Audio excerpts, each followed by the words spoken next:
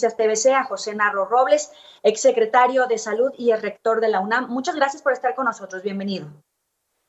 Al contrario, buenas tardes, Joel, y entiendo que están por ahí también Paco y Alejandro. Gracias. Gracias, doctor. Así Paco es. Ramírez también nos acompaña en este momento, doctor Narro. Y bueno, preguntarle sobre esta inconsistencia que encontramos en las cifras. Hay mucha incertidumbre si sobre las cifras que tenemos, que son las oficiales dadas a conocer por el subsecretario, son correctas. Una, porque las inconsistencias a veces se extienden a las cifras en los estados, a veces no coinciden. Otras, por el método en el que no se está utilizando pruebas para detectar la cantidad de los casos que de verdad sean reales. Estas cifras de la OCDE que señalan que en México solamente se aplican 0.4% de pruebas, una media muy baja en comparación con otros países, y además de que este programa Centinela, que no necesariamente nos está dando certeza en los datos y en consecuencia en las medidas que se podrían tomar tanto en el gobierno federal como en los estados para tratar de reducir el número de contagios. Efectivamente, Joeli, ese es el tema. A ver, para tener un buen acercamiento a la solución de un problema en general, en medicina, para atender y resolver el problema de salud de una persona, lo primero, lo indiscutible, lo que se requiere indispensablemente es tener un buen diagnóstico. Si no hay un buen diagnóstico de qué le pasa a la persona, cuál es su malestar, cuál es su enfermedad, cuál es su problema, pues no podemos darle un buen tratamiento. El tratamiento universal no existe. Existe para cada uno de los padecimientos algo que podemos hacer y recomendar. Bueno, eso que pasa a nivel personal también pasa en el nivel comunitario, en la salud pública, en la medicina poblacional, de conjuntos, de grupos, y por supuesto pasa indiscutiblemente en uno de los temas centrales de la salud pública, las epidemias. Y esta es una epidemia de un virus no conocido. No sabíamos, todavía no sabemos bien a bien cómo se comporta, si va a tener estacionalidad o no, si va a ser un virus que nos va a afectar en el hemisferio norte más en el invierno o no. No parece serlo, pero todavía no lo sabemos. No sabemos si va a dejarnos a quienes hayan tenido la infección, si les va a dejar una inmunidad, si va a ser permanente, si va a ser reducida, si puede haber recaídas. No sabemos bien a bien muchos de los grandes asuntos y temas que tienen que ver con el coronavirus. Y entonces, lo que hubiéramos requerido es tener información del exacto, no exacta, pero más cercana al número de casos. Déjenme ponerlo así de claro y transparente. Uno no puede decir que el problema se ubica más o menos entre el 3% y el 100%. Pues no, y eso es lo que nos están diciendo las cifras del propio subsecretario, con los dichos de él. Claro. Doctor, entonces esto quiere decir, tomando en cuenta lo que usted nos está diciendo, dos cosas. Uno, ni lo tenemos dominada, y no sé si el método Centinela haya sido la mejor opción para algo que no conocían. Pues claro que no, por supuesto, en mi opinión, no. A ver, el modelo Centinela de vigilancia epidemiológica es un modelo espléndido que funciona muy bien después de muchos años para tener la vigilancia de la influenza. Cuando en 2009 tuvimos esta nueva presentación de un virus de la influenza, el H1N1, pues resulta que nos agenciamos una serie de desarrollos que fueron estupendos. Desarrolló México una gran capacidad de laboratorios de salud pública y se seleccionaron, por lo menos hasta noviembre de 2018, Centinela, que tienen la capacidad de hacer las pruebas. pero ya sabíamos, teníamos una historia de 10 años de evolución con el COVID, de la influenza. Con el COVID no sabemos, no tenemos ningún antecedente, y el señor subsecretario Hugo López-Gatell insistió en no utilizar. No me pregunten cuál es la razón, la desconozco, y no se puede argumentar en un problema de esa naturaleza el dinero. No se puede argumentar eso, porque el costo que está teniendo para el país en su economía, en la vida, por supuesto, de las personas, en la salud de la gente, es inmensamente superior. Entonces, claro que se debieron haber hecho pruebas y no se hicieron. Claro que debimos haber puesto en cuarentena auténticamente a las personas que estuvieran con la infección y a los contactos que hubieran estado cercanos a él o a ella, para que no contaminaran, para que no infectaran a otras personas. Doctor, en este sentido, hacer pruebas en este momento en una fase 3, ¿tendría beneficios contundentes para el país para poder frenar esta crisis sanitaria que se vive y de paso también un poco adelantarnos a lo que va a ser las pérdidas económicas? A ver, ayuda, sí ayuda. En todos los momentos ayuda. Más vale hacerlas tarde que nunca. Por eso digo, ahí está, ustedes lo dijeron y es cierto. Hay países como Islandia que nos llevan cientos de veces en el número de pruebas por 1,000 habitantes. Hay países de nuestra región como Chile que ha practicado muchas, pero muchas más. Y claro, entonces aparecen muchos casos. Pues sí, si no los buscamos, no los vamos a encontrar. Si no los diagnosticamos y no los registramos como tales, no van a estar. Desde hace 5 semanas, varios de nosotros hemos estado insistiendo en que había que tomar en cuenta para el caso de las defunciones potencialmente atribuibles a COVID-19 el certificado de personas que decía neumonía atípica, neumonía viral indefinida, neumonía comunitaria. Vaya, no se quiso hacer.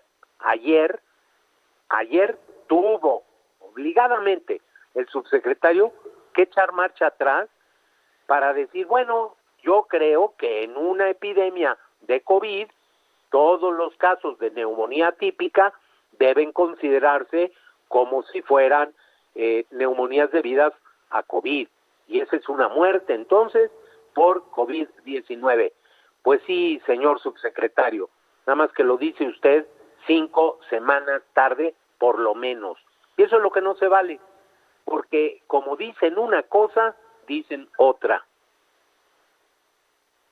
Ahora, muchos expertos dicen que el modelo Centinela no ofrece cifras reales de la epidemia y que con otros modelos matemáticos la cifra de contagiados podría ser 8 veces mayor, 25 veces mayor o hasta 30 veces mayor. Es decir, la dimensión de la epidemia sería gravísima y ni siquiera tenemos una base certera sobre en realidad hoy por hoy cuántos casos tenemos. ¿De qué tamaño es la emergencia si no tenemos certeza, si no tenemos tampoco estas pruebas hechas en el país y en los centros hospitalarios?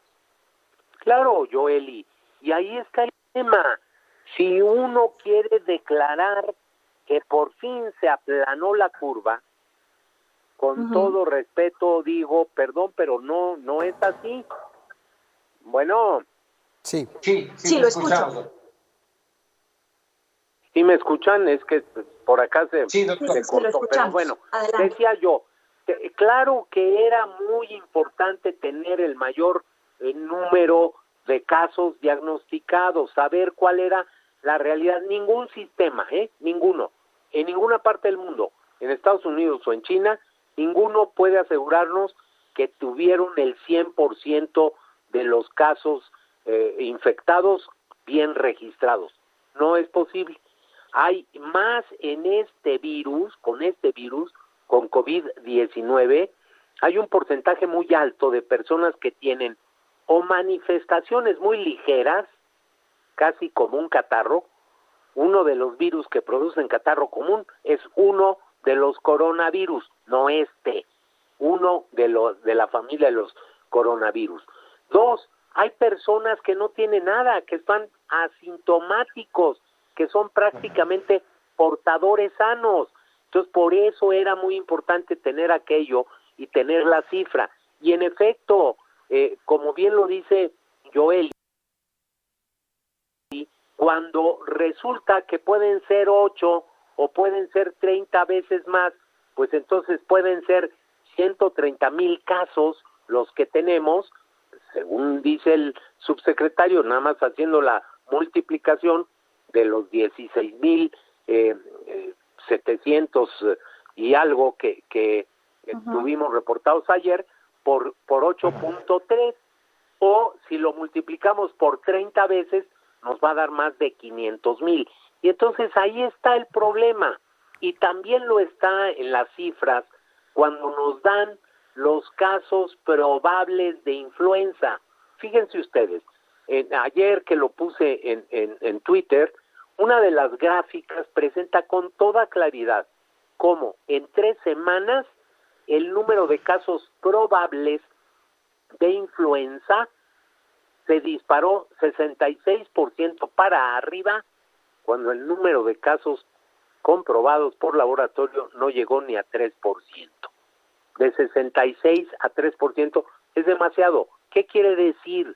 Como alta posibilidad. No se puede demostrar, pero uno puede inferir que ahí, en el incremento desmedido de los supuestos probables casos de influenza, en realidad están casos de coronavirus 19. Y sería el mismo caso de las neumonías atípicas, doctor. Y déjame aprovechar que me toca preguntarte, tengo 3 temas, aparte de este que te acabo de decir de la neumonía atípica. Hace un momento mencionabas tú que era una cuestión, que no podía ser una cuestión económica. Yo supongo que te referías a la adquisición de pruebas para el COVID-19, las PCR o CBR. ¿Por qué no? ¿Por qué el gobierno no ha querido comprarlas y tenerlas para poder tener una transparencia mucho más clara en torno a lo que estamos viviendo? Y te pregunto además, en este momento estamos viviendo un confinamiento voluntario en fase 3. En la gran mayoría del país, el confinamiento voluntario prácticamente no se cumple. ¿Habría necesidad de medidas más restrictivas? Sí. A ver, déjame contestarte. ¿Por qué no se hicieron? La verdad es que lo desconozco. La verdad es que urge que nos explique López-Gatell, el señor doctor López-Gatell, por qué no se hicieron las pruebas. Y la razón puede ser que es que no estábamos preparados. Perdón, pues si nos dijeron que estábamos preparadísimos, perdón, si tuvimos muchas semanas. Desde finales de enero se veía que era probable que en México tuviera un problema, porque se estaba extendiendo. Ya no era un problema nada más en China, ya teníamos casos fuera de China. Bueno, el tema es, no nos preparamos debidamente, no se aprovechó. 2, el tema es también aquí, si no estaba capacitada la gente. A ver, tenemos 32 laboratorios estatales de salud pública con mucha preparación, con buen personal, bien capacitado, con buenos equipos, y en donde hay que montar la técnica. Pero una técnica de detección de esta naturaleza lleva algunos días, no lleva semanas. Entonces, ¿qué pasó? La verdad, lo desconozco. Fue absolutamente irreductible el señor subsecretario a hacer las pruebas. Algún día se atrevió incluso a decir, yo lo escuché, que ¿para qué hacemos pruebas? Da lo mismo desde el punto de vista del tratamiento. Es que el problema no es de tratamiento, el problema es de salud pública, el problema es de detener el contagio. Y respecto de la otra pregunta, si me recuerdas, si hay... Claro que sí, el tema de la movilidad, doctor.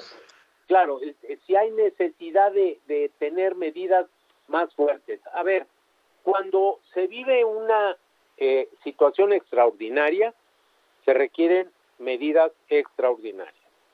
Yo creo que en general el comportamiento de la población ha sido bueno. También hay que reconocer que las propias autoridades no han hecho muchas de las cosas que tenían que hacer.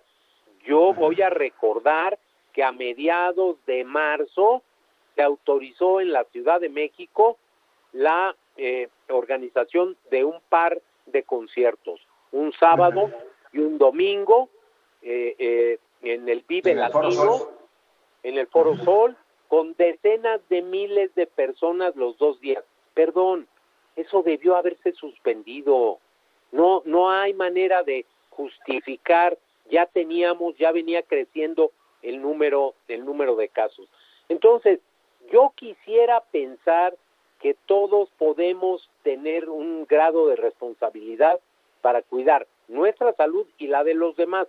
También hay que decirlo, este es un país en donde el 56% de la población que trabaja lo hace en ocupaciones, en labores, en puestos que no tienen seguridad social, que están en la economía no formal, que tienen que salir todos los días a buscar cómo se ganan la subsistencia. Entonces, ahí hay un problema doble o múltiple que nos genera dificultades.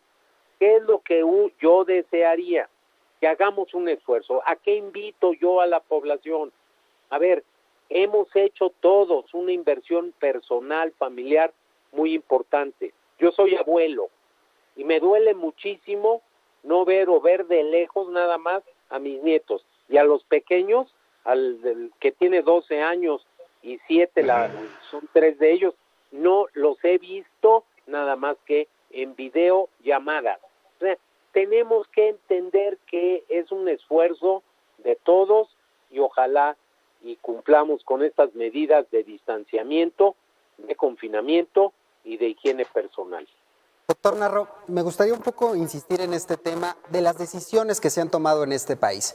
Escuchaba mencionar, incluso el subsecretario Hugo López-Gatell ha hecho referencia a esta pandemia de H1N1 y que él estuvo, pues, de alguna parte siendo miembro de este escuadrón en contra de esta pandemia. ¿Hugo López-Gatell era el hombre correcto para poder dar continuidad a la estrategia de la pandemia del COVID-19 y qué papel ha jugado el Consejo de Salubridad? ¿Llegó tarde a la toma de decisiones? Bueno, es un par de preguntas muy importantes.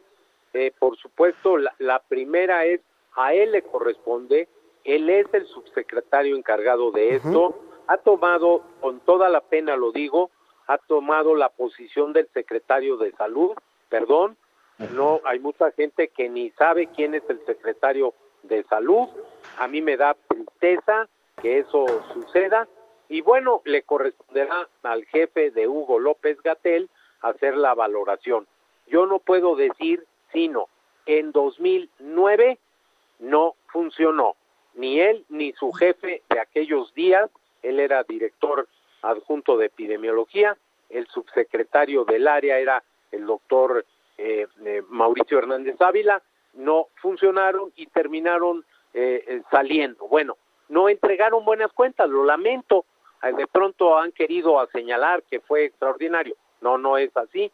Yo era rector de la universidad, miembro del Consejo de Salubridad General y puedo dar fe de las pifias, de las fallas terribles que cometieron en ese espacio. Pero 2, déjenme ponerlo de manera institucional. Y qué bueno que se me hace la pregunta. El órgano que está en la Constitución de México, que se encarga de los casos de enfermedades raras, exóticas, dice la Constitución.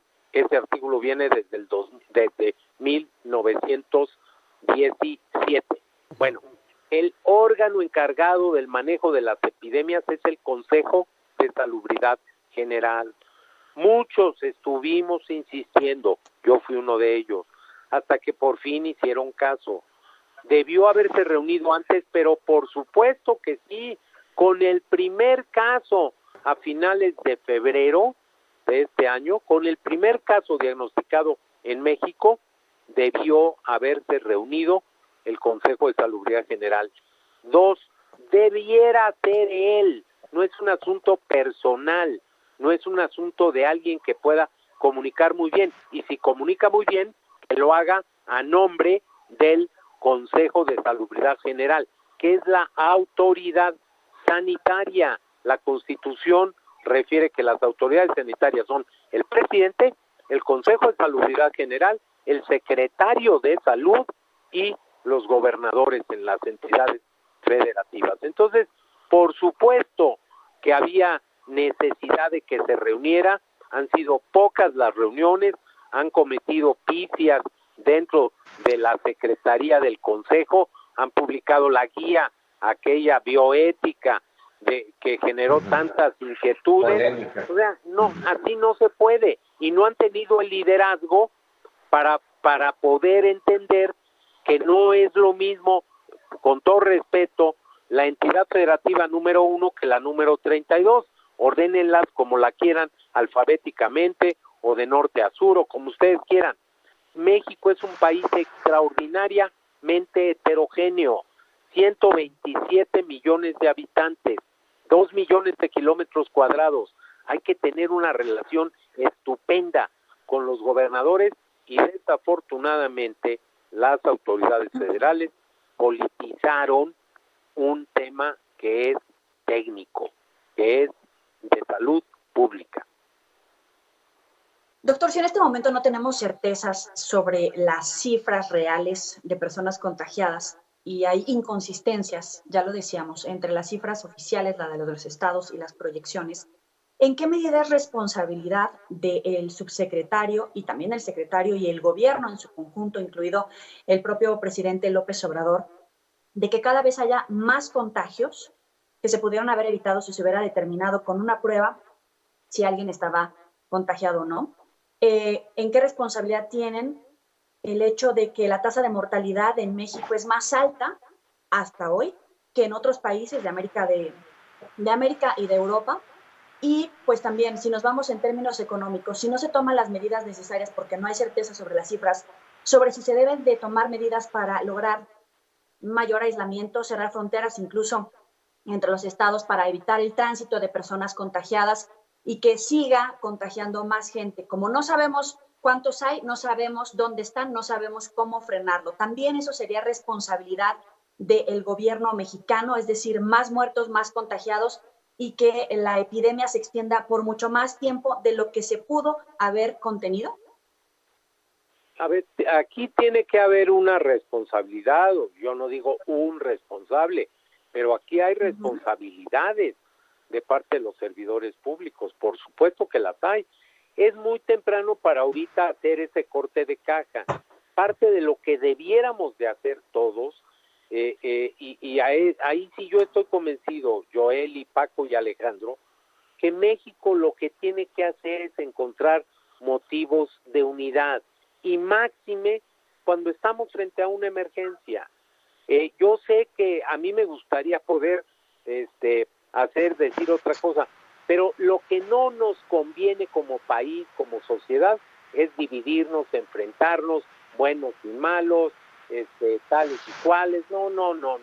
Ahorita cerremos pinzas, vayámonos en una dirección, tratemos de fortalecer esas medidas de aislamiento social, de disminución de la movilidad, de confinamiento en el hogar, de higiene personal. Eso es lo que tenemos que hacer ahorita. Vamos a tener que llegar al momento de recordar lo que pasó, de las invitaciones para ir a los restaurantes y a las fondas, de abrácense porque no pasa nada. No, claro que pasa. El virus no respeta esas situaciones de voluntad, de credo, de religión o de convicción ideológica o política. Aquí no hay esos distingos. Entonces, llegará el momento en el que habrá que hacer ese corte, pero honradamente lo digo, creo que ahorita no es el momento, Joel. Así es. Doctor, déjame hacerte dos preguntas rápidamente. Por Hay favor. mucha preocupación de todos en conocer estos números. Por un lado, salió el doctor López-Gatell a decir que los números se multiplicaban por 8.3 y lo hizo ya debido a la presión que estábamos haciendo los medios. Y luego salió otra versión, en este momento no me acuerdo el nombre del doctor Early, que hablaba, es un doctor en matemáticas, que hablaba de 31.3, que era el factor por el que se tenía que multiplicar. Si en este momento, doctor José Narro Robles, fueras tú el secretario de Salud y ya tuvieras el problema así, ¿cuál elegirías? ¿Cuál crees que es tú que sea el más correcto para tener una versión muy clara de cómo está el problema del coronavirus? Sí, por supuesto yo hubiera hecho otras cosas antes para poder tener mayor información. Yo tengo la impresión de que el número real está en el que nos dan multiplicado por algo que está entre 8 y 30. Punto. O sea, no hay forma de saberlo, no hay manera de saberlo ahorita. ¿Podremos llegar a tener alguna información? Sí, y voy a decir cómo. Vamos a tener que hacer algunas encuestas seroepidemiológicas para ver cuál es el porcentaje de la población que tuvo contacto, porque queda la huella. No sabemos si esa reacción, esa inmunidad va a ser de cuánto tiempo, pero queda la presencia de haber tenido la infección. Entonces, ¿convendrá hacerlo? Yo no tengo duda. Claro que conviene hacerlo. Nos va a costar algo, pero nos va a estar costando más el tener incertidumbres, dudas, el estar dando palos de ciego, en fin. Entonces, yo no puedo decir cuál es la cifra, no. Si uno va a ver, y yo los invito, háganlo. Hay un informe semanal que da la Dirección General de Epidemiología sobre la información relevante de influenza. Ese informe semanal yo lo consulto con mucha frecuencia porque a mí me ha interesado mucho el tema de la variación estacional, en fin, de la influenza, la mayor letalidad, la mayor capacidad para generar muerte de uno de esos virus, de la H1N1. Ese es mucho más grave, mucho más serio que los otros virus que con frecuencia circulan en estas temporadas, el H3N2 o otros virus A o el de la influenza B, el virus B. Bueno, ustedes van a ver ahí los datos. Ellos, a partir de 2019, y cuando digo ellos quiero decir el subsecretario y su equipo de trabajo, ellos empezaron a calcular casos estimados. Y cuando uno revisa y se mete a eso, pues entonces resulta que el sistema de detección a través de las unidades Centinela solo capta una porción, un porcentaje de los casos, pero es suficiente como para tener una idea de cuál está siendo el comportamiento. Bueno, si ustedes consultan ahí esta información y estos datos, ahí van a poder encontrar que el factor, y por eso el propio subsecretario López-Gatell usó esa cifra, porque pues el comportamiento es semejante en algunas cosas del COVID respecto del virus de la influenza. Ahí están las cifras. El promedio de las últimas semanas es 37.3 en el caso de las personas que se estima pudieran haber tenido influenza, o de 8.7 en el caso de los probables. Entonces, son cifras no inventadas, son cifras que el profesor de la Facultad de Estudios Superiores de Acatlán no inventó, no descubrió. Son cifras que ahí están, que la propia Secretaría y el propio subsecretario desde el principio sabía. Y lo que debió haber dicho, en la conferencia número 1 es explicar cómo era el sistema, qué se le podía pedir al sistema, qué no iba a dar el sistema de vigilancia epidemiológica porque no está diseñado para eso, qué tan confiable iba a ser, en qué porcentaje y qué cosas íbamos a hacer para complementar la mayor parte de los casos que no íbamos a tener la posibilidad de identificarlos. No se hizo. Muy bien, es el doctor José Narro Robles. Gracias por estar con nosotros en Mega Noticias TVC, haciendo parte de esta mesa de trabajo, esta cobertura especial de Mega Noticias. Muy buena tarde. Al contrario, Joely, muchas gracias a usted, a Paco, a Alejandro y a todo el sistema. Buenas tardes y cuídense todos. Muchas gracias, doctor. Así es, Paco, Alejandro, vamos a invitar a toda la gente al auditorio a que retome esta entrevista en nuestro programa Conversando y a lo largo de la transmisión especial de Mega Noticias TVC. Por ahora vamos a hacer una pausa y volvemos con más.